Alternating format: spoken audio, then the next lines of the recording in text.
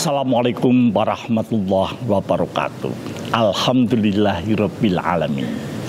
Allah Subhanahu wa taala memberikan sebuah gambaran kepada Rasulullah di periode Madinah. Ketika Allah menyampaikan kuntum khaira ummah rijat linnas. Luar biasa, Allah memberikan predikat umat Muhammad itu adalah umat terbaik yang pernah ada pada manusia, pada peradaban. Maka kita perlu kemudian, kenapa sih Allah memberikan julukan seperti itu? Kita lihat ayat berikutnya di Ali Imran 110 tadi. Umat yang terbaik itu ama'nu fil munkar, dan dia beriman kepada Allah.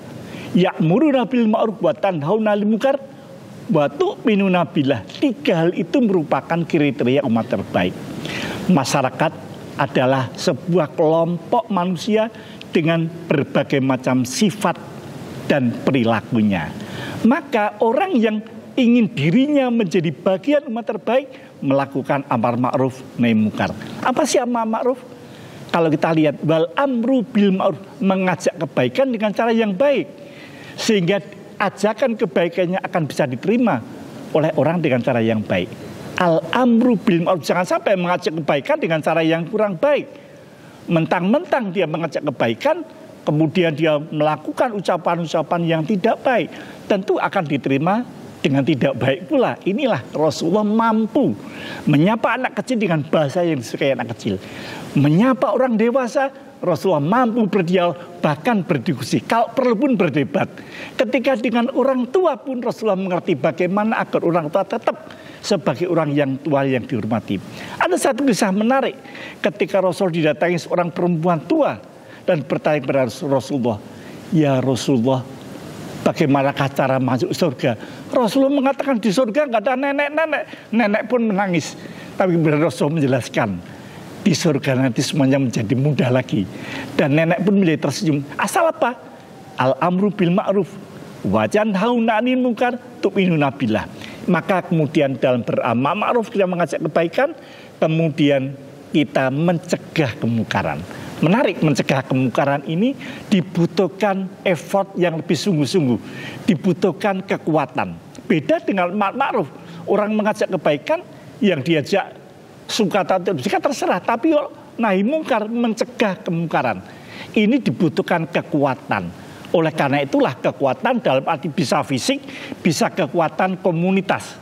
Maka menjadi penting dalam bernahi mungkar kita mengajak orang lain dengan cara yang efektif, efisien, sehingga kemungkaran bisa tercegah tanpa harus kemudian melukai. Orang yang ingin menangkap seekor tikus nggak perlu bakar lumbungnya. Demikian pula ketika bernahi mungkar di masyarakat nggak perlu harus membuat kegaduhan.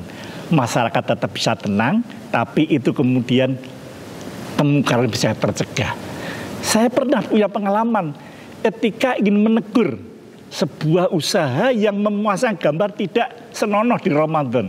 Saya cuma telepon, "Pak, besok udah mulai Ramadan." Loh, kenapa memangnya? Gambarnya sepertinya nggak cocok deh untuk Ramadan. Saya nggak enak nanti kalau masyarakat berpandangan negatif.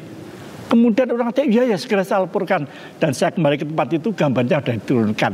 Ini saya merasa berhasil bernahi mungkar tanpa harus membuat gaduh. Bernahi mungkar ketika kita mengkritik seseorang tanpa harus membuat orang itu dipermalukan. Inilah yang kadang-kadang menjadi berbeda ketika masyarakat yang khair umat tadi terbentuk, yang dinahi mungkari dalam istilah saya, yang dicegah kemungkarannya tidak harus dipermalukan, tetapi dia tetap bersyukur, alhamdulillah saya diingatkan, terima kasih. Itulah ciri yang khair umat. Kenapa seperti itu? Karena kemudian mereka semuanya beriman kepada Allah. Dengan keimanan yang kuat akan muncul sikap toleransi, sikap menghargai orang lain. Kesalahan bisa terjadi. Mohon maaf ya, saya juga bisa punya salah. Tetapi sebentarlah, apa yang Anda lakukan ini kok tidak pas. Dengan cara seperti itu semuanya bisa baik. Karena apa? Semuanya beriman kepada Allah. Sehingga khair umat yang terbaik, yang seperti pada saat zaman Rasulullah, bukan tidak mungkin unsur-unsurnya, nilai-nilainya kita bawa sekarang.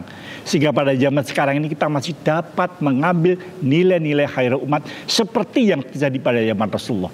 Bukan sekedar kekerasan, bukan sekedar keangkuhan, tetapi umat yang ramah, umat yang amar bil ma'ruf wa nahyi 'anil munkar, dan semuanya berdasar iman kepada Allah. Matur nuwun, kurang lebih mohon maaf. Assalamualaikum warahmatullahi wabarakatuh.